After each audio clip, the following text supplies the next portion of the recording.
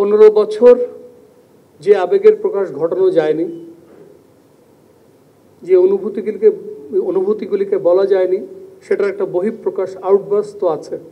এবং রাষ্ট্রযন্ত্রের অনেক মেশিনারি কিন্তু তখন কিছুটা হলেও অকার্যকর হয়ে পড়েছিল।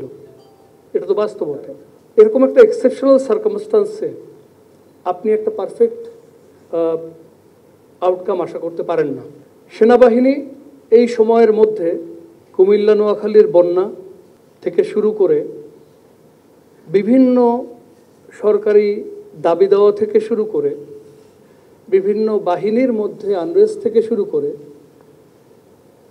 বিভিন্ন পুলিশ স্টেশনকে রক্ষা করা থেকে শুরু করে ট্রাফিক দায়িত্ব পালন করা থেকে শুরু করে এমন কোনো কাজ নাই যা এই সীমিত জনবল দিয়ে করে নাই।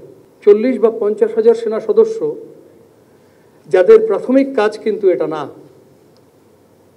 তারা তাদের সর্বোচ্চ দিয়ে কিন্তু চেষ্টা করে গেছে। এখন আপনি যে প্রশ্নটা করেছেন উন্নতি হয় নাই কেন, আমি যদি বলি যে আমরা না থাকলে অবনতি কতটা হতো সেটা আপনি ধারণাও করতে পারবেন না, I think that will be the right perspective.